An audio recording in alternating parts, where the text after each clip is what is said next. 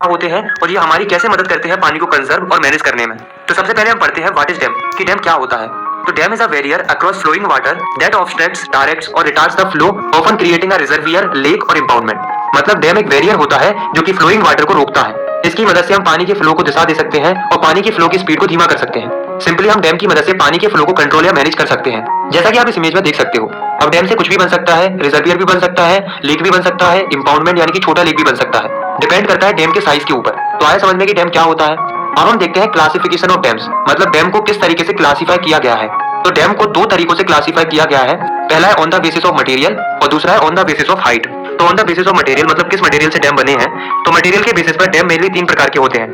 पहले timber dams जो कि केवल लकड़ियों से बने होते हैं, दूसरे होते हैं मिशनरीज डैम्स, मतलब ऐसे डैम जो कि पत्थर, ईंट या कंक्रीट से बने होते हैं, और तीसरे होते हैं एम्बांकमेंट डैम्स जो कि एडवांस तरीके के डैम होते हैं। इसमें soil, rock, wood, metal, plastic, mould हर तरीके की चीजों का यूज होता है। सिमिलरली डैम्स को हाइट के बेसिस पर भी तीन टाइप में बांटा गया है। पहले हाई हाइटेड डैम्स जो कि बड़े डैम होते हैं, और दूसरे होते हैं मीडियम हाइटेड डैम जो कि मीडियम साइज के होते हैं, और तीसरे होते हैं लो हाइटेड डैम जो कि छोटे डैम होते हैं। अब हम पढ़ते हैं यूजेस ऑफ डैम, मतलब डैम के क्या क्या यूजेस होते हैं। तो ट्रेडिशनली अगर हम देखें तो पुराने समय में डैम का इतना ज्यादा यूज नहीं होता था।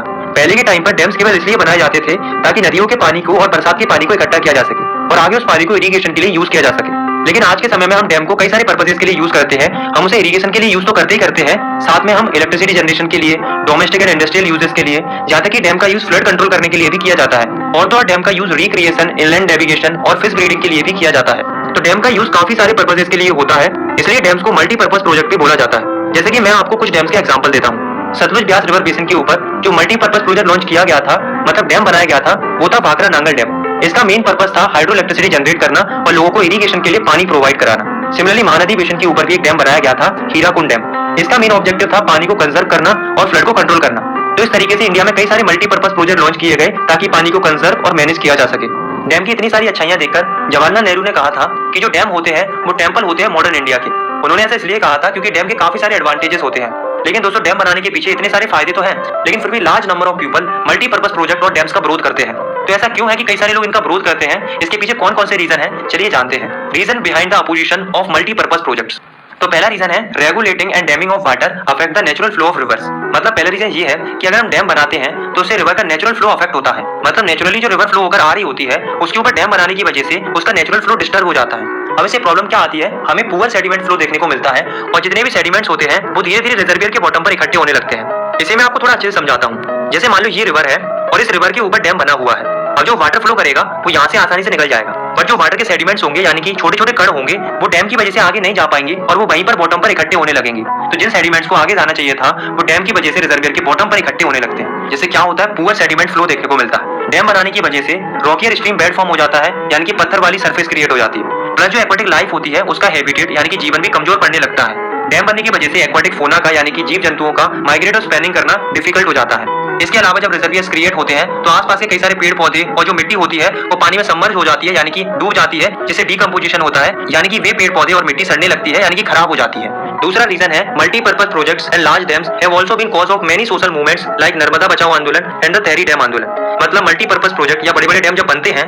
तो इसके विरोध में कई सारे सोशल मूवमेंट्स देखने को मिलते हैं, यानी कि सामाजिक आंदोलन देखने को मिलते हैं, जैसे कि Narmada Bachao Andolan and tehri dam आंदोलन। तो ऐसा क्यों होता है, तो ऐसा इसलिए होता है क्योंकि लार्ज स्केल डिस्प्लेसमेंट होता है लोकल कम्युनिटी का। मतलब जिस जगह पर डैम बनना होता है उसके आसपास के लोगों को यानी कि वहाँ की लोकल कम्युनिटी को वहाँ से हटाया जाता है और वही लोग आंदोलन करते हैं, क्योंकि लोकल लोगों को अपनी लैंड और अपना लाइवलीहुड छोड़ना पड़ता है। इतना सेक्रीफाइस करने के बावजूद भी इन लोकल कम्युनिटीज को डैम बनने का उतना फायदा नहीं मिलता जितना बाकियों को मिलता है। असली फायदा मिलता है बड़े बड़े किसानों को, इंडस्ट्रियलिस्ट को और शहरी लोगों को।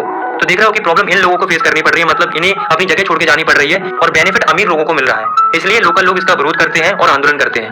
तीसरा रीजन है irrigation has change the cropping pattern in many region farmers shifted to water intensive और कमर्शियल क्रॉप। देखो डैम बनने की वजह से किसानों को आसानी से पानी मिल जाता है इरिगेशन के लिए। यही देखकर कई सारे किसान ऐसी क्रॉप्स उगाने लग गए हैं जिनमें काफी ज्यादा पानी का यूज होता है बट प्रॉफिट भी बहुत ज्यादा होता है, यानी कि किसान वाटर इंटेंसिव और कमर्शियल क्रॉप्स उगाने लग गए हैं। अब इससे हो क्या रहा है कि जो सॉइल है वो सलाइन होती जा रही है, यानी कि मिट्टी नमकीन होती जा रही है क्योंकि खेतों में ज्यादा पानी दिया जा रहा है। वही दूसरी ओर डैम बनने की वजह से सोसाइटी में सोशल गैप बढ़ रहा है, रिच फार्मर्स के बीच में और पुअर फार्मर्स के बीच में। कैसे, देखो मान लो दो किसान हैं, एक किसान डैम के पास है और दूसरा डैम से दूर है। अब आप खुद सोचो किसको अच्छी वाटर सप्लाई मिलेगी, ऑब्वियसली इसको, क्योंकि ये डैम के पास है।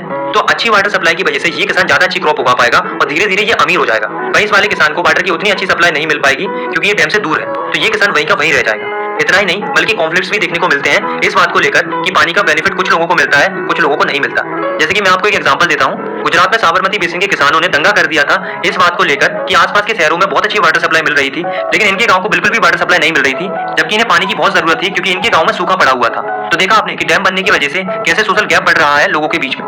चौथा रीजन है inter state water disputes are also becoming common with regard to sharing the cost and benefits of the multipurpose project. मतलब मल्टीपर्पज प्रोजेक्ट्स का कॉस्ट एंड बेनिफिट किसको मिलेगा इस बात को लेकर भी कई सारी स्टेट्स के बीच में डिस्प्यूट होता है, यानी कि विवाद देखने को मिलता है। जैसे कि मैं आपको एक एग्जांपल से समझाता हूँ। एग्जांपल है कृष्णा गोदावरी डिस्प्यूट का।